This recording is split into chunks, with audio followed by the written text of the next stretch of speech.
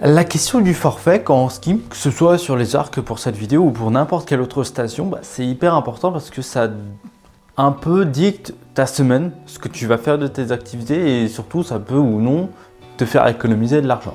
Donc dans cette vidéo, on va comparer forfait semaine vs forfait à la journée. Avant d'aller plus loin, si tu veux savoir tout ce qu'il y a à faire dans les Alpes, que ce soit les meilleures stations de ski, les activités à faire, nos bons plans et nos hébergements, en tout cas tous les conseils qu'on peut avoir, un guide complet sur les Alpes pendant l'hiver, je te l'ai créé et il est disponible dans la description de cette vidéo, c'est le premier lien, tu le télécharges, il est complètement gratuit et ça va te permettre de mieux planifier ton voyage dans les Alpes en hiver, peu importe la station, peu importe les activités, les budgets et les situations, que ce soit en couple, en famille, etc.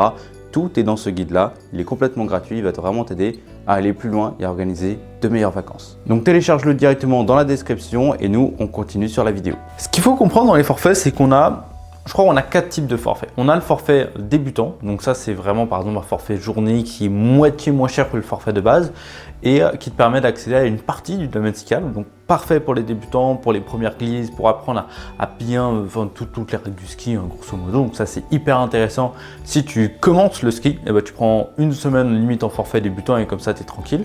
Tu as aussi des forfaits débutants qui font 4 heures seulement, donc ça c'est encore moins cher, donc ça c'est top. On a du coup le forfait 4 heures, donc c'est tu veux skier 4 heures dans la journée, alors tu dis 4 heures c'est pas beaucoup et tout, mais quand tu skis, en fait 4 heures ça va. Moi je trouve que ça va, c'est seulement ceux qui skient à la grosse journée. Quand tu prends un forfait journée, c'est intéressant si tu fais ouverture, fermeture. Mais si tu fais 4 heures, ça suffit largement pour une petite activité.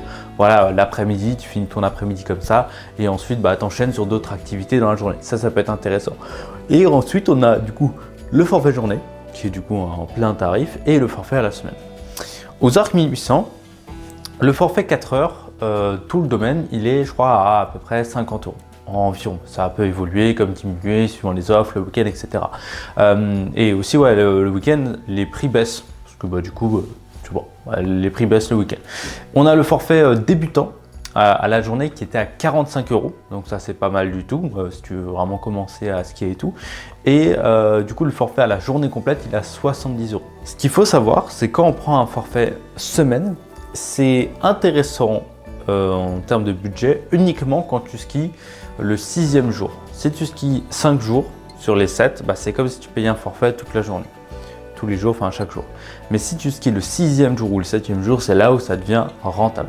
Le problème des forfaits à la semaine, c'est qu'en fait, ça t'oblige à rentabiliser à fond le forfait. Je m'explique. Nous, quand on y allait avant, on prenait 4 forfaits semaine et voilà, et on devait skier tous les jours pour rembourser le forfait à 350 balles. Voilà, il fallait, sinon on disait qu'on jetait limite de l'argent par la fenêtre. Donc on devait skier tous les jours. Et puis au bout d'un moment, on a commencé à en avoir marre, on a commencé à skier moins et du coup, techniquement, on perdait de l'argent. En tout cas, c'était plus rentable d'utiliser un forfait à la semaine. Et donc on est passé sur des forfaits à la journée. L'avantage des forfaits à la journée, c'est que si tu te lèves, tu fais super moche, journée blanche, tu n'as pas envie de skier, tu prends pas de forfait, tu es tranquille, tu fais d'autres activités. L'inconvénient, c'est qu'il faut à chaque fois aller les prendre. Maintenant, ils ont changé les trucs, notamment aux arcs, c'est qu'en fait, tu as ton forfait, tu peux le scanner avec ton téléphone, il y a la technologie NFC, tu vois, moi avec mon iPhone 13, je le scanne, et du coup, depuis l'application, je peux recharger le forfait, comme ça, j'ai plus du tout à passer par le truc et tout, je peux prendre n'importe quel télésiège directement. Je fais ce que je veux, quand je veux, où je veux, et ça, c'est trop bien, tout est relié directement sur l'application. Ça, c'est top. Tu peux même réutiliser les forfaits des autres années pour cette année. Donc ça c'est top, t'as pas besoin encore une fois d'aller acheter des forfaits devant les comptoirs et tout, là où t'as beaucoup de queues et tout. Donc ils ont fait ça pour évidemment qu'il y ait moins de monde et pour nous faciliter la tâche. Donc ça c'est top. Et donc ce qu'on fait, on part généralement à 4. On est 4 à partir et ce qu'on fait c'est qu'on prend 2 forfaits à la semaine, donc là plein tarif, mais du coup si on skie plus, on a une réduction, enfin en tout cas c'est rentabilisé.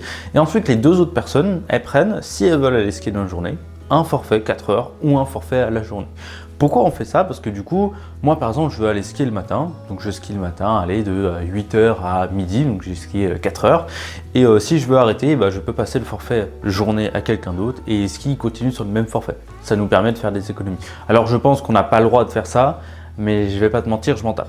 Donc c'est pas un problème. Donc c'est ce que je te conseillerais de faire si tu es plusieurs, si tu es en famille et si tu es avec des débutants. Par contre, là je te conseillerais de prendre des forfaits débutants. Comme ça, ce sera plus intéressant pour toi Si tu commences, au lieu de payer un forfait 70 balles pour tout le truc de Paradis Ski, de Manscaped qui est absolument immense, que tu vas absolument pas faire, voilà, donc il vaut mieux prendre un forfait débutant à ce moment-là. Si tu veux savoir tout ce qu'il y a à faire dans les Alpes, que ce soit les meilleures stations de ski, les activités à faire, nos bons plans et nos hébergements, en tout cas tous les conseils qu'on peut avoir, un guide complet sur les Alpes pendant l'hiver, je te l'ai créé et il est disponible dans la description de cette vidéo, c'est le premier lien, tu le télécharges, il est complètement gratuit et ça va te permettre de mieux planifier ton voyage dans les Alpes en hiver, peu importe la station, peu importe les activités, les budgets et les situations, que ce soit en couple, en famille, etc. Tout est dans ce guide-là, il est complètement gratuit, il va vraiment t'aider à aller plus loin et à organiser de meilleures vacances.